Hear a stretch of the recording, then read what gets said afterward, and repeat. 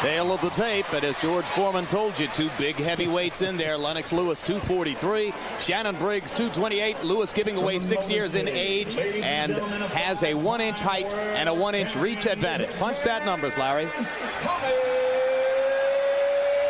Routine numbers for heavyweights, but Lewis has done it against a better class of opponent.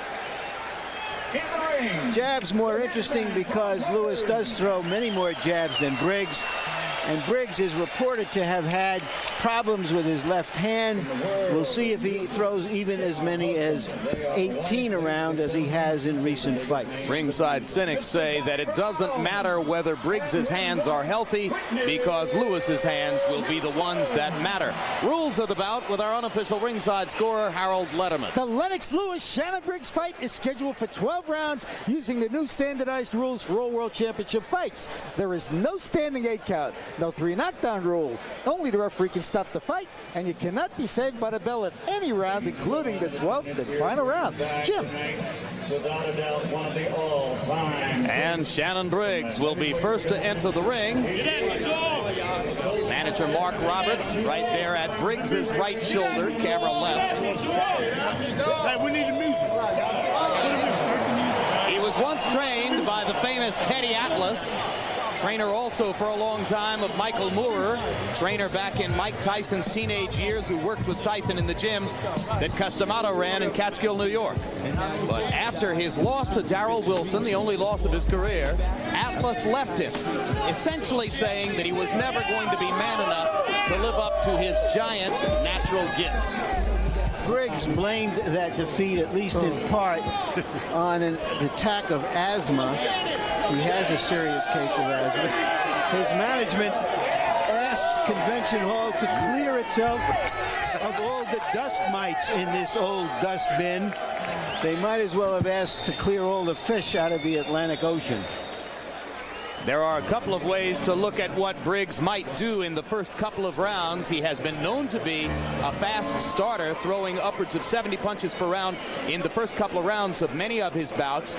And of course, we know what happened to Lewis when he got off to a slow start against Oliver McCall, who came out firing.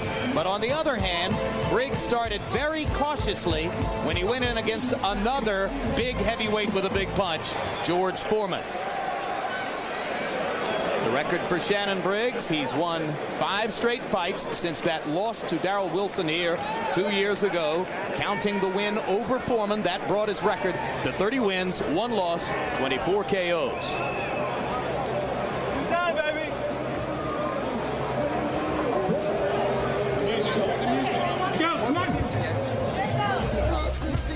Lennox Lewis, accompanied by the man who's done such a brilliant job of training him since the loss to McCall, Emmanuel Stewart, at Lewis's left shoulder as he makes his way into the ring.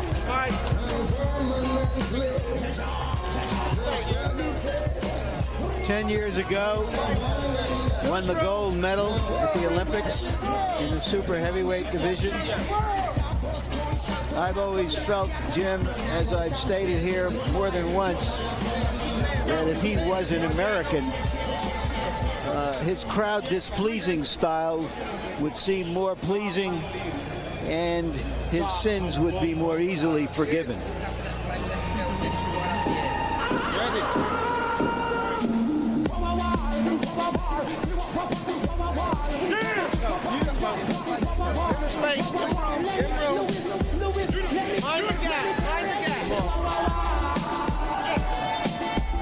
In a sense, he's in a no-win situation here. If he scores a quick knockout, he won't get credit for that because of Briggs's reputation. If the fight even goes 4 or 5 rounds, and the over-under proposition is 5 rounds, it won't do him a lot of good in the public's eye.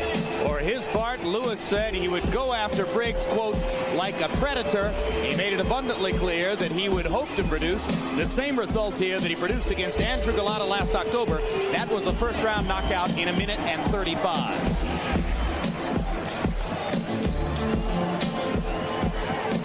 Earlier in his career, under original trainer John Davenport and then later under Pepe Correa, Lennox Lewis was something of a cautious counterpuncher. Emmanuel Emanuel Stewart has labored long and hard to make him an attacking fighter.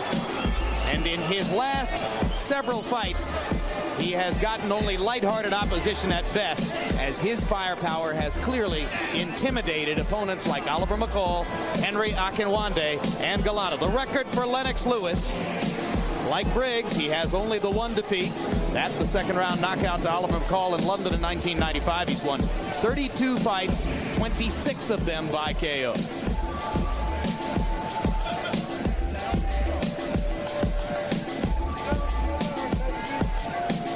Now let's take a look at a graphic which outlines the competitive situation at the top of the heavyweight division, a consensus of the major boxing magazines with our own editorial input. Larry? Well, Evander Holyfield is recognized as the heavyweight champion, with Lennox Lewis as the top challenger and a belt holder himself. We included Michael Grant because he is being fast recognized as by far the most promising of the younger generation of heavyweights. And there's a live shot of Michael Grant, who's ringside here tonight to watch this bout. You'll see him live on HBO's Boxing After Dark, May 30. Log on to www.hbo.com/boxing. While you're watching this fight, you can vote on who won each round, talk to other fight fans on our bulletin boards, and pull up boxer stats on the fly at www.hbo.com/boxing. Now let's go to ring announcer Michael Buffer for the official introductions. Good evening, ladies and gentlemen. Tonight, by way of Caesars Atlantic City, main events, Panics Promotions and Cedric Kushner Promotions, in association with your undefeated king of beers, Budweiser. This Bud's for You present 12 rounds of boxing for the heavyweight championship of the world. Sanctioned by the New Jersey State Athletic Control Board Boxing Commissioner Larry Hazard Sr., Chairman Jerry Gormley, board members Gary Shaw and Stephen Katz, Deputy Commissioner John Greco, physicians at ringside, Dr. Dominic Coletta Jr., Dr. Ken Remsen, Dr. Earl Shaw, and Dr. Eric Wormser. Timekeeper at the bell, Roosevelt Gilbert. Counting for the knockdown seconds, alternate referee Lindsey Page. This bout is also sanctioned by, celebrating its 35th anniversary, the World Boxing Council. President Jose Suleiman. WBC supervisor at ringside, Andy Vandola. The three judges scoring this bout on a 10-point must system will be Anik Hangtankam, Terry O'Connor, and John Stewart. And when the bell rings, your referee in charge of the action, Frank Cappuccino. And now, ladies and gentlemen, for the thousands in attendance and the millions watching around the world, from Caesars Atlantic City, let's get ready to rumble!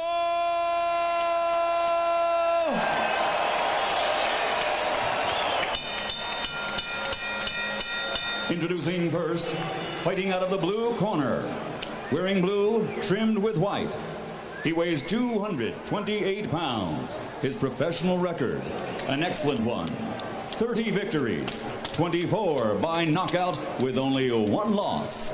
From Brooklyn, New York, ladies and gentlemen, here is the challenger, Shannon Briggs. You done, baby?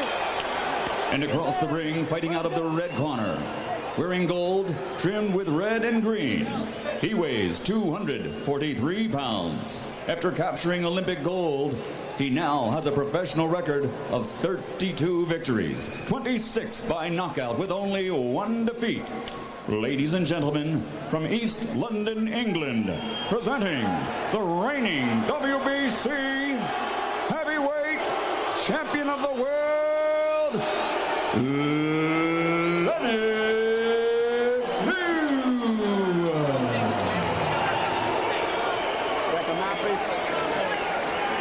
Shannon, Lennox, good evening, gentlemen. You were both given your instructions in the dressing room. I want you to protect yourself at all times. Is there any questions from Lewis? Nope. Any questions from Briggs? Both of you both of you touch gloves. Come on. Come on, come on. One one thing this fight has going for it, Jim, is that the expectations are so low that it would almost have to exceed them. Let's see if it does. All the way back. All the way back. All the way back.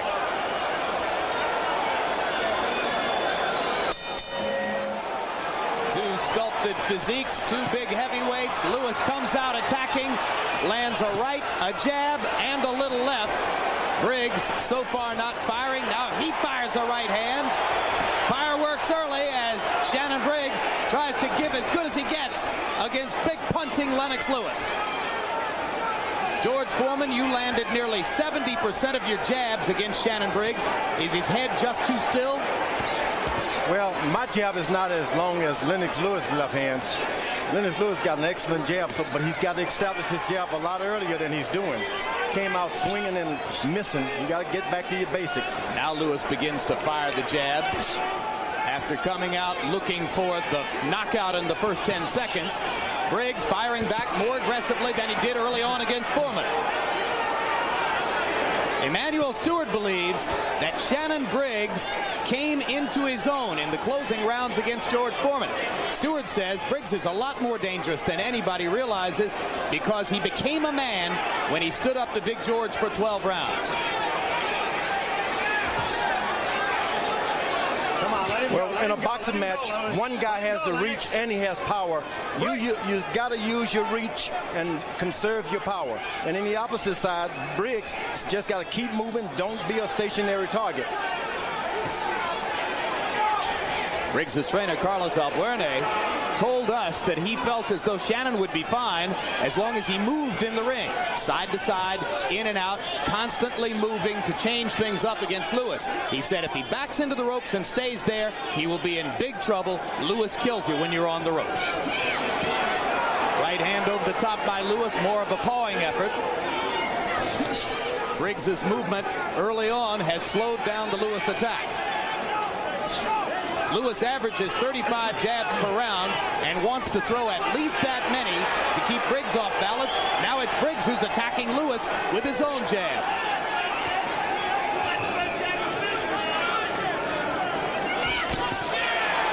Shannon Briggs short with the right hand. Lennox Lewis patiently taking his time now after coming out firing in the opening 20 seconds.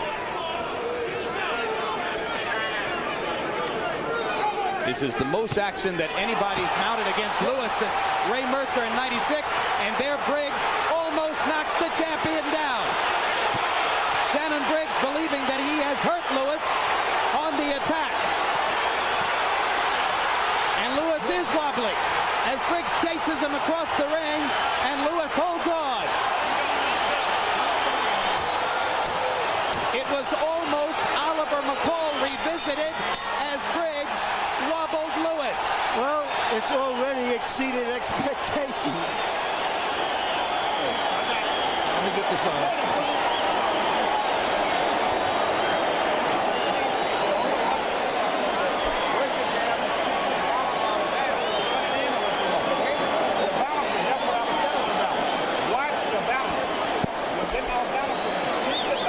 Punched at numbers for round one. Briggs landed 60%. Take your time. You're rushing yourself. If you do get hurt, tie your man up. You want to tie him up, okay? But just take your time. That's your problem. See what? Well, from that punch, it looked like an off-balance punch, but he must have hurt Lewis, George, more than we could see from that punch. And then he comes back again, landing that left hand again. That was a real good left hand. Yeah, the earlier left hook didn't look that powerful, but apparently it stung Lewis. What a confidence builder that round had to be for Shannon Briggs. And as round two begins, Briggs meets Lewis more than halfway as he assertively walks across the ring. Now Briggs turns and winks at us as if to say, I've got this totally under control. Come on, them hands are This is a much looser, more confident Shannon Briggs than the nervous young man who came into the ring against you, George. Well, the problem was Lewis went out and tried to slug it and knock him out rather than setting his knockouts up. You get this guy a little courage, and you're going to have a fight on your hand. but you get back to your basic left jab, get in control. Come on. When I say then things can be different. Back, man. One thing that Briggs is doing very nicely is rolling with the bigger punches that Lewis has been throwing. Well, you train all week for a right-hand puncher. So what does the right-hand puncher come out and start throwing right hand? You got to fake the right hand, throw hooks, set a right hand up. Good jab by Briggs that time. Lewis only throwing 21 jabs in the first round, and we told you his formula for success is to throw his average number of 35. So let's see if Lennox can get back to the energy level necessary to keep throwing his jab. Let him go, man. Break. Briggs pounding away against Lewis's flanks as they stand along the ropes.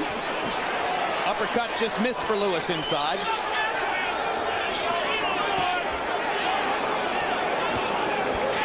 Let him go, Lennox. You're holding him. You're holding Lennox. Now the referee will play a big part in a fight like this. You wonder whose nerves he's going to get on here. Good right hand over the top. He said it didn't hurt, but it did hurt. Great, fellas. Come on. Briggs is playing to the crowd and to us. Most of those in the ringside seats are Briggs supporters. Good left hook by Briggs.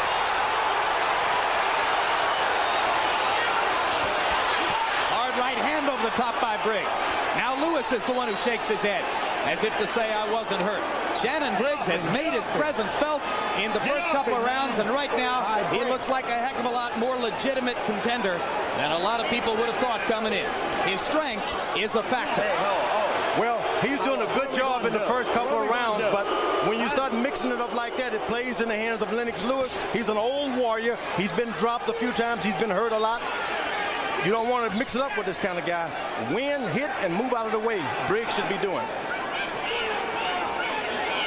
But you can see Briggs' confidence growing as round 2 inches toward a close. Lewis going back to throwing the jab, but by and large, Lewis has not stuck to his fight plan, and Briggs has taken advantage in the first 2 rounds, and now here comes Lewis with precise punches up the middle. Right hand over the top as the second round ends.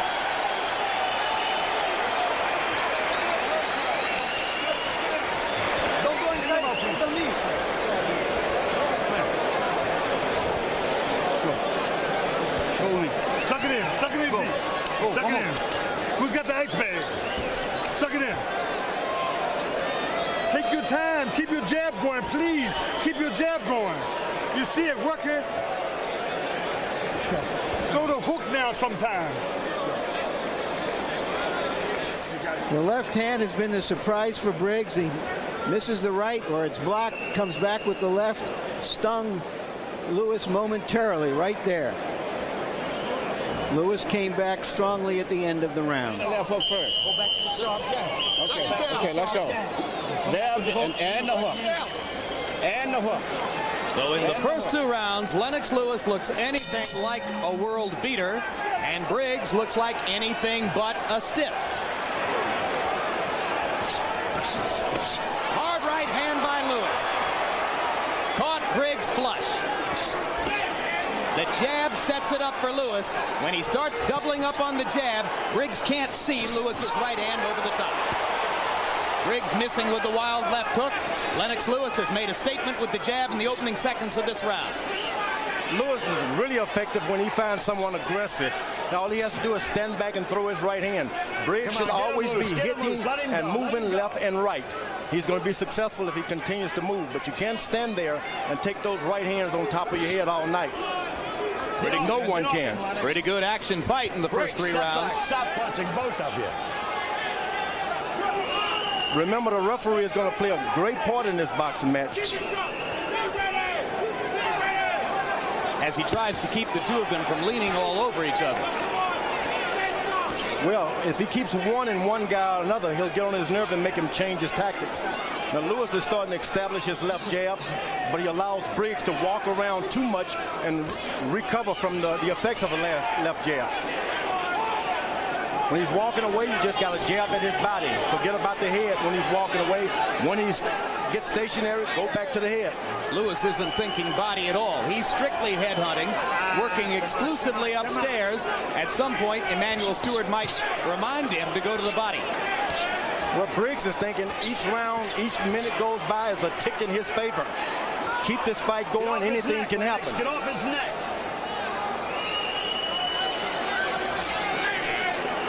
Right hand by Lewis. Just a pawing right. A little short with that big cross over the top. Briggs is going to waste a whole lot of energy shaking his head. Good, mean right hand by Lennox Lewis. He's landed a bunch in this round. But when you hurt a guy, you got to go and do something. You can't sit there and let him talk you out of it. He allowed him to walk around and talk him out of his own power. Yeah, but give Briggs some credit. He's taken some very good right hands from a big puncher. That's true.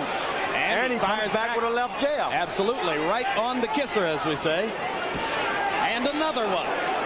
So Briggs begins to reestablish in the closing seconds of the round. And it starts to become something of a boxing match. But Lewis is standing back whenever he wants. He throws his right hand. The time he comes back with a left hook, Briggs can get up off the canvas, but he's got to throw a right hand, fake it, and come back with a hook. Lewis is so confident of his big right hand, sometimes he forgets about the left hook. Yeah. When he throws the left hook, he's doubly effective. Hard right hand to the body by Lewis. Step back now. You got the jab back. When he jab, you jab. You understand? When he jab, you jab. Sometimes him jabbing, you don't jab. Every time he jab, you got to get back with your jab. Suck it in. Too much for him. You're way too much. You know, Right the face out. back. Don't wait too much. Shut him up. Shut him up. Working at close quarters. Nice uppercut from Lewis. And later on in the round, this straight right hand, which Briggs, fortunately from him, George, rolled a little bit with and took some of the power out of. He did roll. I don't know if it took any power out of it.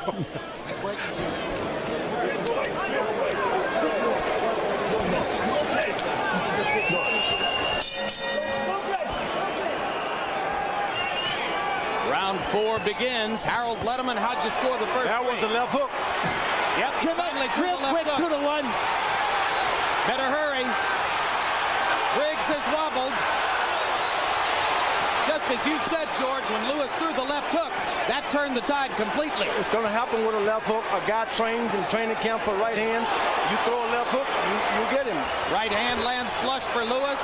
Briggs barely on his feet. Lennox trying to set up and finish. Can't get him down. Every tick goes by is a tick in Shannon Briggs' favor. Yeah, but that wasn't in Shannon Briggs' favor. That was more than a tick. That was a top. 6, 7, 8. You all right, man? Briggs trying to... Let's go to Well, the referee is allowing him a little too much time. Briggs trying to show the stiff upper lip, and Lewis trying to be patient. He's landing the right hand at will. Cappuccino is not going to allow him to keep landing the right hand at will. Lewis had better step back and start all over again. Briggs is doing a better job of defending himself, but he's not holding on. Surprises Lewis with the left. Lewis's momentum stalls as Briggs is able to hold on. We're midway through the 4th. Briggs startling Lewis with the leaping left hand. Right hand. There's another right and an uppercut. No, Shannon. Briggs showing a lot of courage.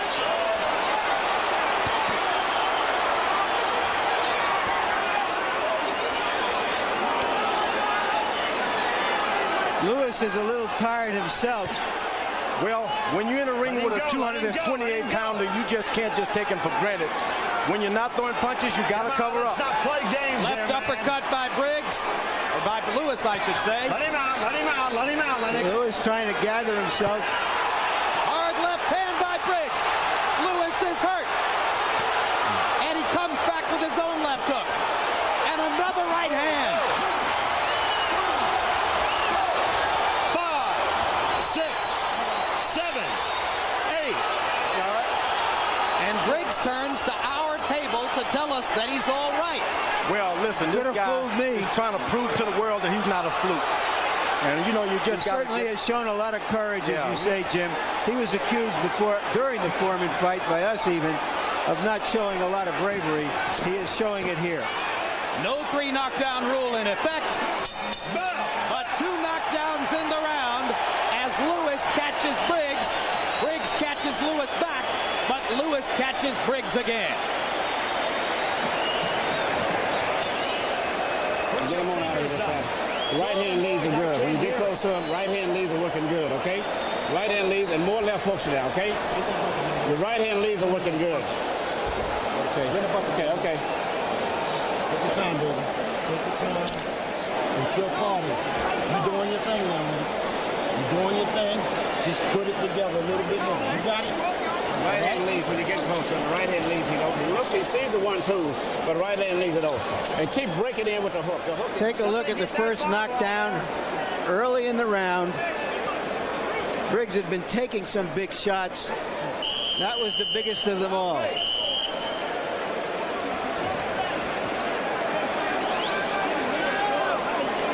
Get that bottle out of there, man. Get that bottle. Hold it. Get that bottle out of there. Let's go.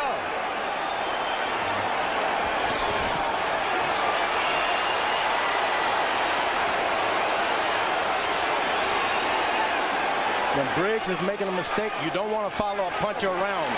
Make the puncher follow you around.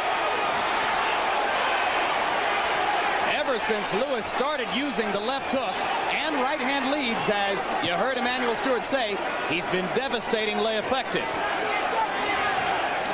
Every tick goes by, something can happen for Briggs. Another right cross, another left hook. Lewis landing flush with too many power punches. Just too much punishment. Let him go. Back off, Lennox. Back off.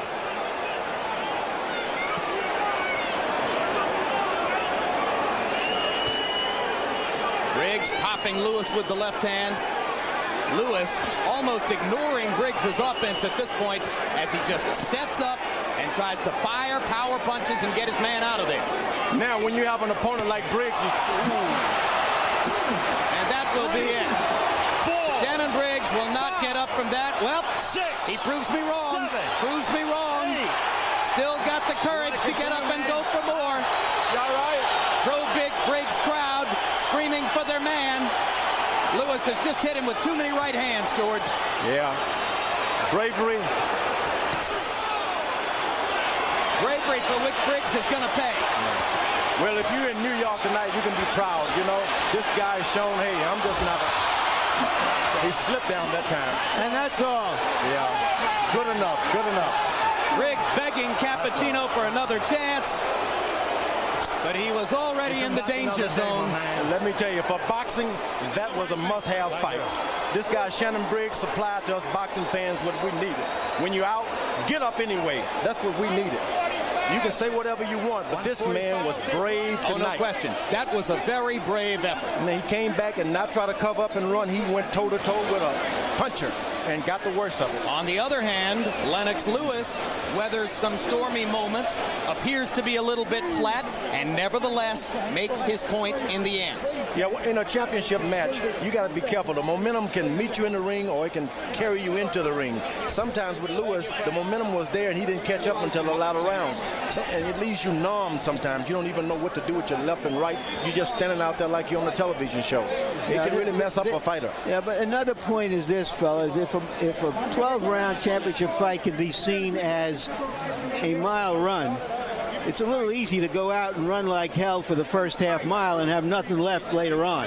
And that's what Briggs did. Because you did it all the first round. Well, let's take a look at the first knockdown in this 5th round.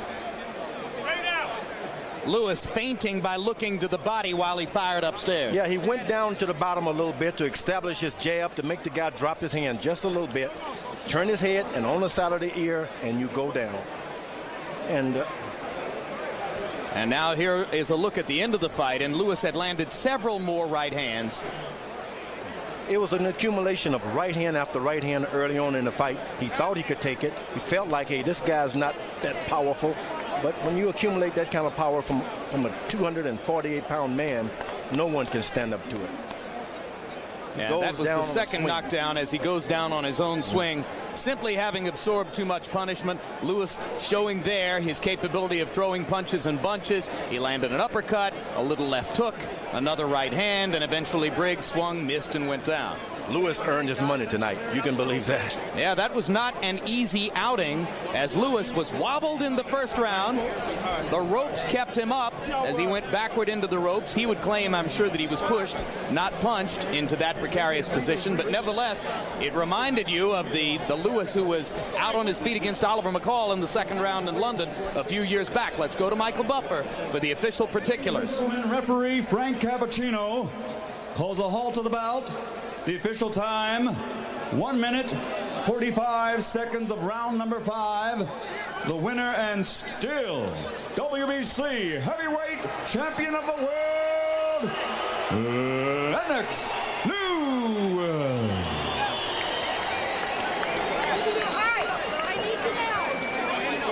A round of applause, ladies and gentlemen, for the challenger from Brooklyn, New York. Final punch stat numbers, and you can see that Lewis landed 96 more punches in the relatively brief tour of duty, threw 113 more punches, and landed at a connect percentage which suggests that Shannon Briggs' health would have been in danger had the fight gone any longer.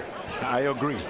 Jabs, and you can see that Lewis finally did up his jab output toward the end, landing 66 out of 117 and landing at close to a 60% rate. Briggs simply needs to learn to defend himself better against the stick. And now let's go to Larry Merchant with the winner, Lennox Lewis. Thank you, Jim. Congratulations, Lennox. What surprised you about Briggs tonight? Nothing really. He had a little game in him. I kind of made it personal, so, that made it more of a fight. You're saying that he was a little braver than you expected? Yeah, he was. He got off the ground 3 times, so he had to, basically, because he did a lot of talking before this fight, so he had to back that up. Did he hurt you in the first round when you staggered back to the ropes? I was kind of off balance, and he hit me in the back of the head.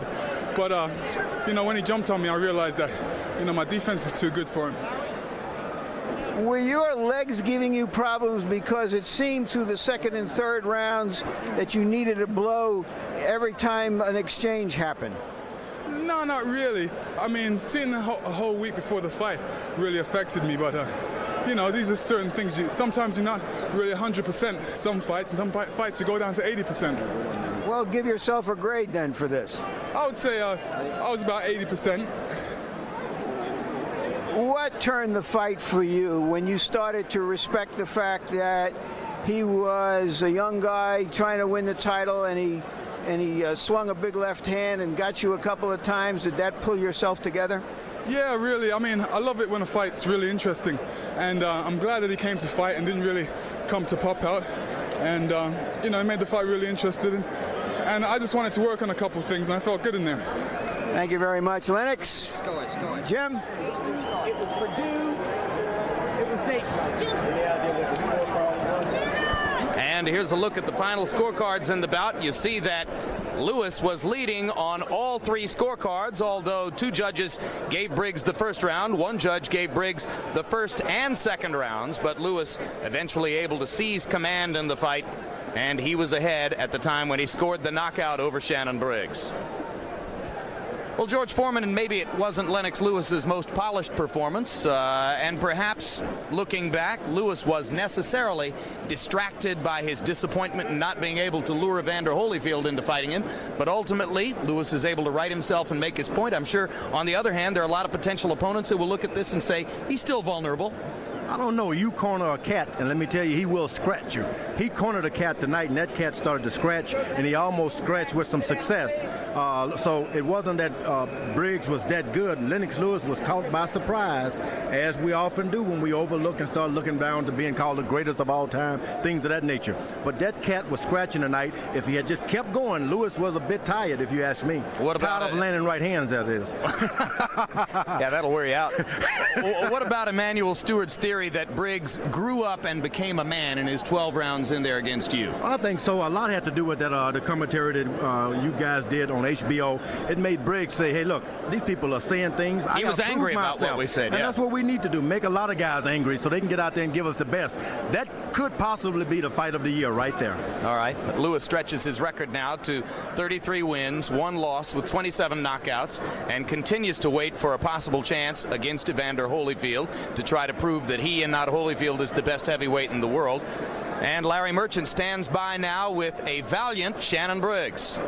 Thank you again, Jim. Shannon, you seemed to stagger him in the first round. Did that entice you into more of a slugfest than you had planned for? Yes, Mr. Merchant. And I heard him a couple times. I heard him in the second round too. But no excuses. You know, he won the fight. Good champion. I could have been better tonight. A lot of personal problems. I don't want to sound like a crybaby or anything, but you know, again, I wasn't at my best. No excuses. He's a better man. He won tonight. I'll be back. I'm young. I'm 26 years old. Did you have another fight plan in mind? Not really. You know, I wanted to use the ring and counter and lead also, but he was a little better than I anticipated as far as his range. He held his range pretty good, but I heard him. I knew I could. I felt strong, but you know, I slacked off mentally and a little physically in my training because of some personal problems. But I'm gonna be back, man. What are you talking about? You've mentioned that twice. What personal problem? Well, you know, just some personal things that happened in my life that I kind of lost my focus. But I'm sorry to those who looked for me to win this fight. I know I could have won. I'm a very talented fighter. I'm just. You know, I just got to come back. Did you feel that after the Foreman fight and everything that went with it, that you had to go out and prove that you were courageous? Well, what I mean when I said some personal problems, I kind of let the media and what happened in the last fight affect my training early. I didn't really get too serious into my training until about a month ago. I mentally let that bother me, and you know, what people said and what you guys wrote and said about me, I let that affect me, and that'll change with maturity, and I learned something from that, but a little bit too late. But I am a great fighter. I'm coming back. I'm strong. I'm fast. I hurt him. He hurt me with some good shots. He didn't hit hard as George, but he hit he had a good right hand, but I'd seen his punches. I took him. I felt great. It's just that I wore myself out, really, trying to blast him in the first round. Thank you very, very much, Shannon. Thanks for a good fight. Thank you, sir. Once again, Jim.